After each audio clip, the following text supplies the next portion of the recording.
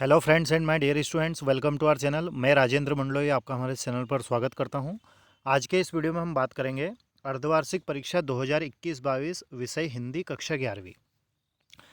इस विषय को हम मतलब जो ये पेपर था आपका, इसको हम एनालिसिस करेंगे। आप अपने आंसर्स चेक कर लीजिएगा।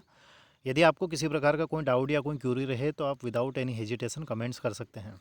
ठीक है, चलिए सही विकल्प चुनकर लिखना है। पहला क्वेश्चन है, लता मंगेशकर जी के पिताजी का नाम था, तो वो था दीनानाथ मंगेशकर। क्वेश्चन नंबर 2 है, प्रेमचंद जी का मूल नाम था, तो वो धनपत राय था। मीरा के आराध्य प्रभु थे, तो वो श्री कृष्ण थे। अलोपुद्दीन कथा का पात्र है, तो वो नमक का दरोगा इस कथा के पात्र थे। हजारी प्रसाद द्विवेदी ने वाणी का डिटेक्टर किसे कहा है, तो कबीरदास को कहा है। राजस्थान की रजत बूंदे अध्याय में किसके निर्माण पर व्याख्या प्रस्तुत की गई है, तो कुई का निर्माण। अब क्वेश्चन नंबर 2 है, रिक्त स्थानों की पूर्ति करना है। मियाँ नसरुद्दीन तरह की रोटियां बनाने के लिए प्रसिद्ध थे, तो 56 तरह की।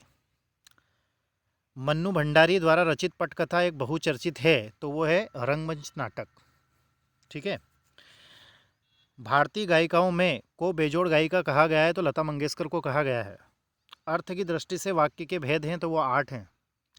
काव्य की शोभा बढ़ाने वाले तत्व कहलाते हैं, तो अलंकार कहलाते हैं। भारत में पहली मूक फिल्म बनाने का श्रेय, तो वो दादा साहेब फाल्के।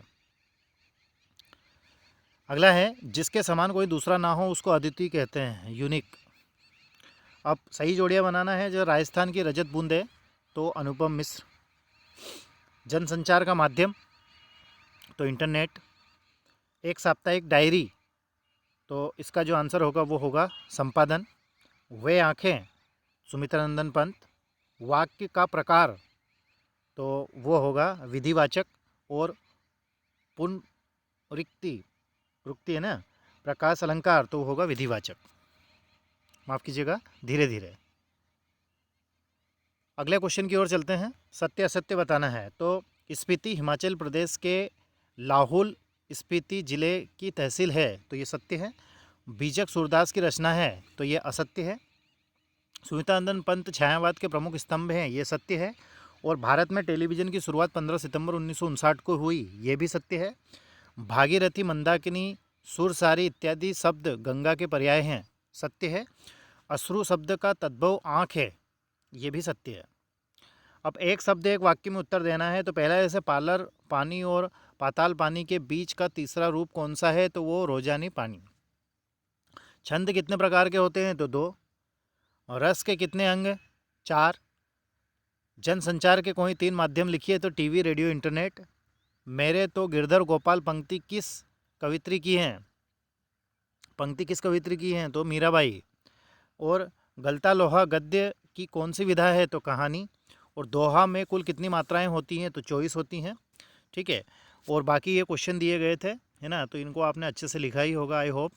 ठीक है, आपका पेपर कैसा रहा ये कमेंट्स करके बताएं। साथ ही हमारे चैनल के माध्यम से क्लास 11th की इंग्लिश को हम कवर कर रहे हैं, तो वो वीडियोज़ यदि आपने नहीं देखे हैं तो उन वीडियोज़ को ज़रूर देखिएगा। प्लेलिस्ट में जाकर उन वीडियोज़ को देखिएगा, है ना। ग्रामर, राइटिंग स्किल, है ना, जैसे लेटर, एप्लीकेशन, रिपोर्ट वगैरह सब हमने कंप्लीट करवाए हैं, तो उनको भी ज़रूर देखिएगा, है ना। प्लेलिस्ट में आपको मिल जाएंगे। Thank you very much for watching and please share this video with your friends, relative and classmates and don't forget to subscribe my channel. Thank you very much.